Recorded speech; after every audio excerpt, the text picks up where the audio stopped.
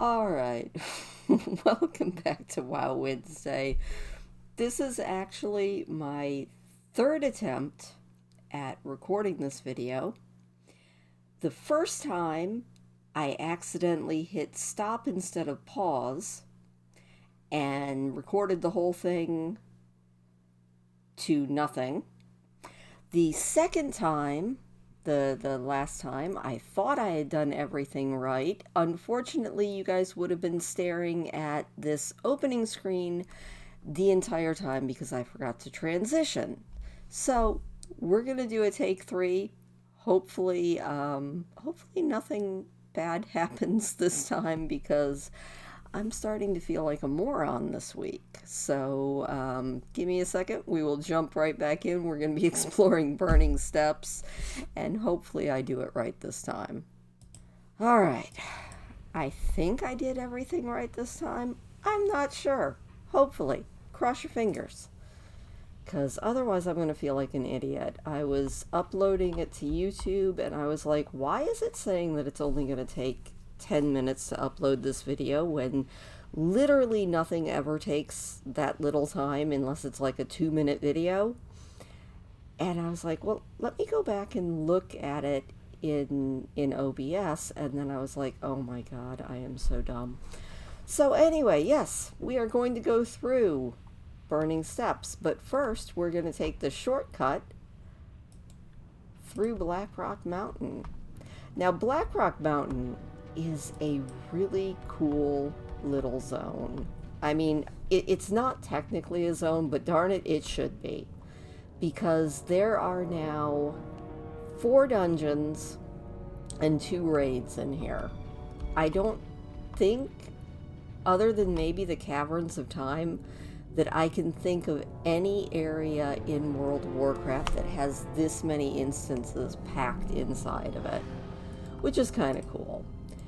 And if you are interested in watching me get really, really lost and turned around, these are probably my worst.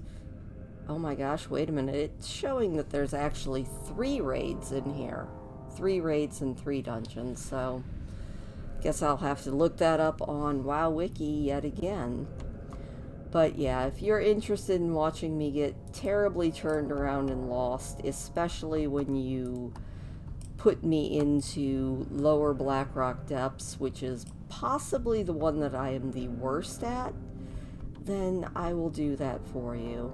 But if not, maybe we'll just skip this whole complex.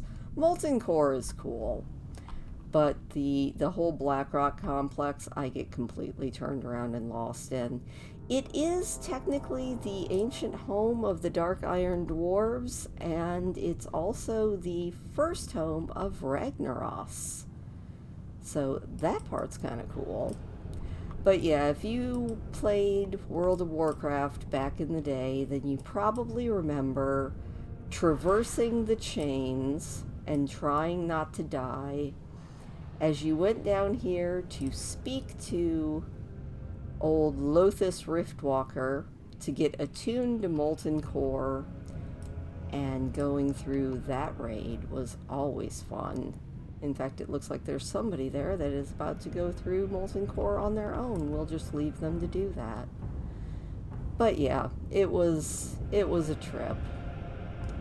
I remember especially because back in the day you couldn't mount or fly, so your character actually had to walk those chains.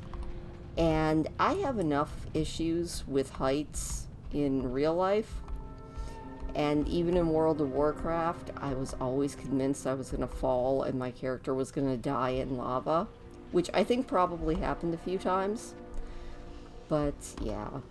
And from what I understand, Blackrock Mountain was also, since there were so many dungeons and raids all packed together so tightly, it used to be a really big PvP hotspot. Not sure about the truth of that because I don't PvP. It's not my thing. But it's, from what I understand, it was quite the PvP hotspot. Now, I'm going to tell you the truth, I do not do much questing, or even, honestly, I hadn't done very much exploring even in Burning Steps.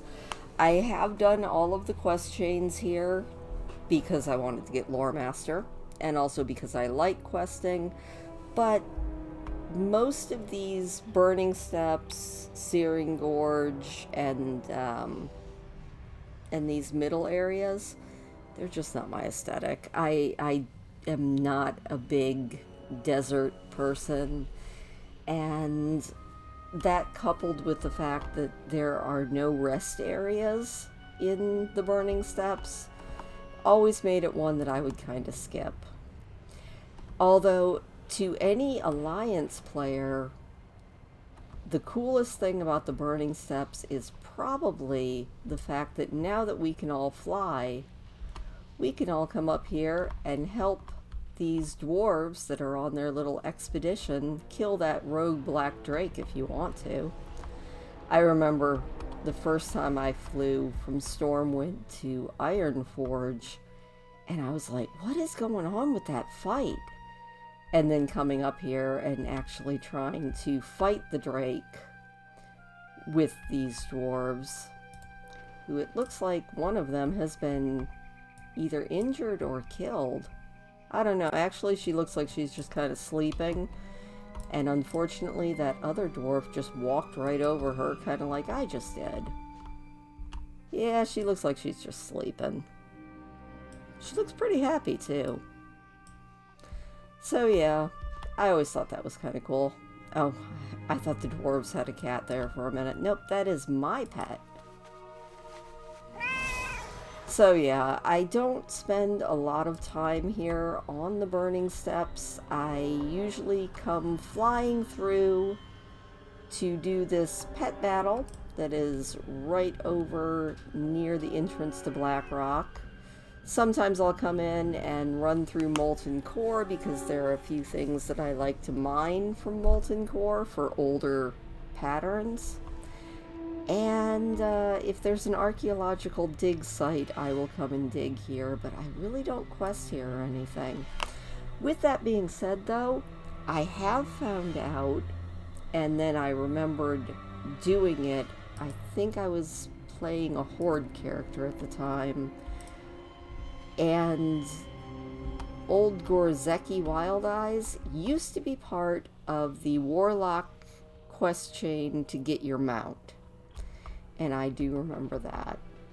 Also, since I am now on an RP realm, we have had various times that we've had to come up here and kill everything so that we can cleanse the Altar of Storms, which is always fun. But yeah, this is not an area I tend to do a lot with. I have found out that they added, I think, after Cataclysm, they added a few rare spawns that are Burning Crusade type mobs. I think it's a Warp Stalker and possibly 2 Cloud Serpents that are rare spawns, and I think I saw one the other day, but I don't remember where.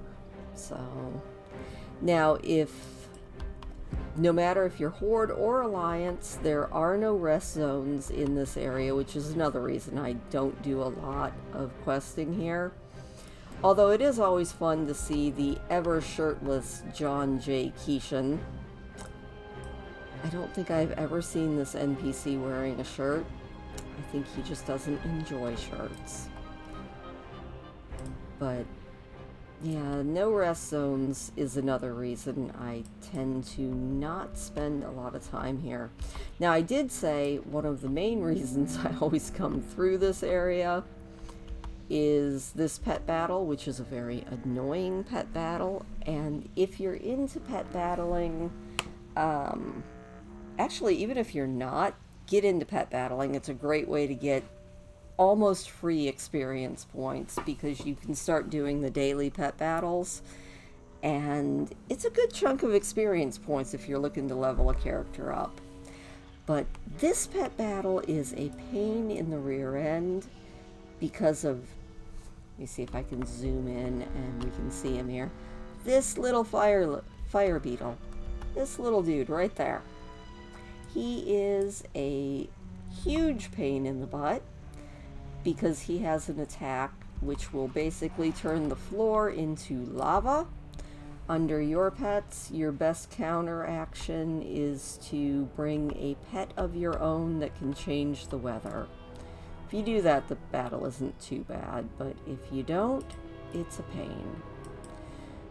Now, I do remember there is a quest chain in this area where you have to try to free some of these dragon whelplings.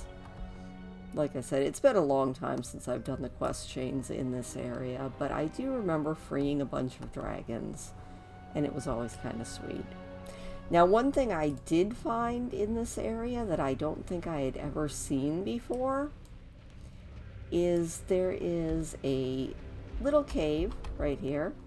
It's got nothing in it, no quests attached to it that I know of. Just a spiffy little cave that is technically an Elwyn forest. And just outside of the cave, we have a little campsite. Not sure who's going to be up here camping on the border of Elwyn Forest and the Burning Steppes, but hey, it's a spiffy little tent.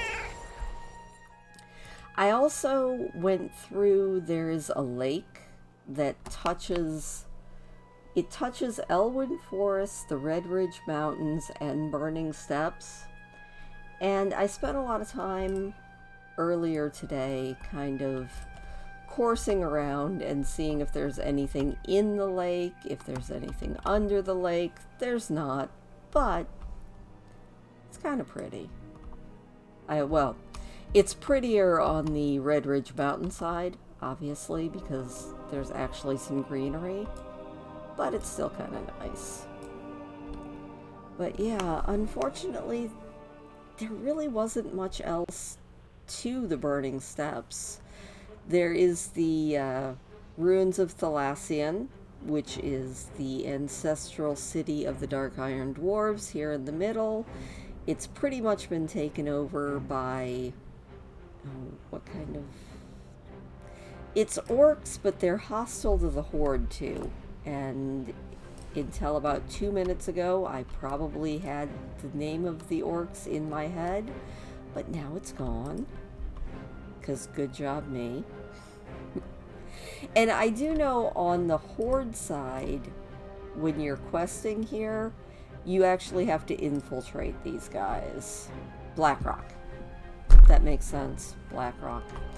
And there's a whole long quest chain infiltrating the Blackrock orcs and all of that. But it's been a very long time since I've done it. But yeah, you've got all of that.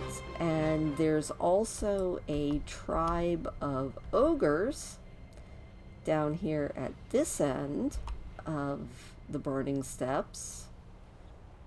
And I don't remember what the quests are involving them. I do know that there's a lot of them, and I think I remember them being fairly hard if you do them at level. That's probably not terribly informative, but hey, you know? And then last but not least, there is a cave down here at the end of the Terror Wing path. And you might never need to know anything about it, but if you're trying for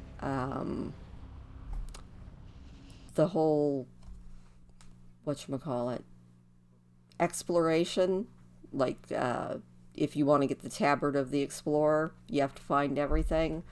And Slither Rock is one of the things, and inside of it you will find a Cried, I think is how you say his name. He is actually a black, or not a black, but he is actually a dragon. He takes on the form of a human male. He also takes on the form of a male orc. He also takes on the form of a black dragon. He's a pretty complex dude. But yeah, that is actually about it. If your character is a miner, this is a great place. Actually, all of these desert areas are fantastic if your character is a miner, because there's mithril everywhere, and it's a really easy way to gain a lot of mithril really fast. Now, there are also two ways that you can get into the burning steps. One way is more common, and that is stumbling from the Red Ridge Mountains down below.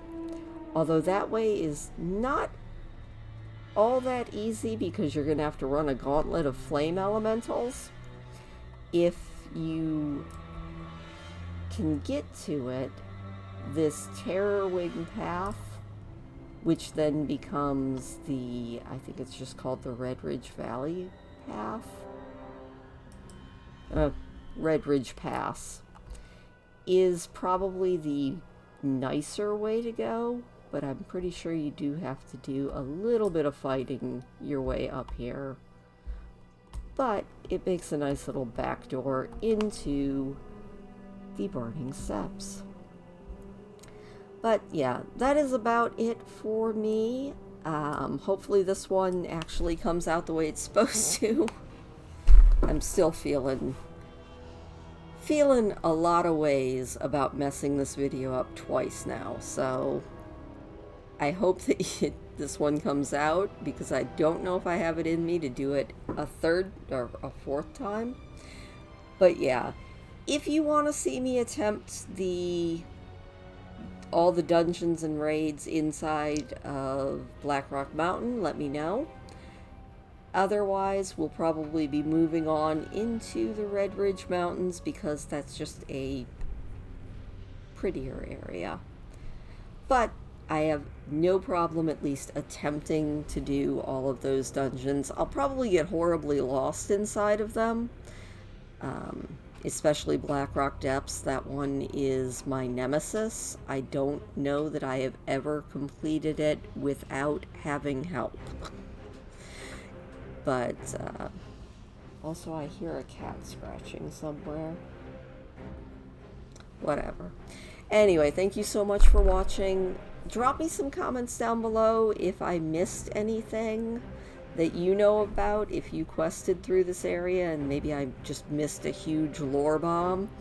Other than that, I will see you next week. Have a wonderful, wonderful day, and I'll talk to you later.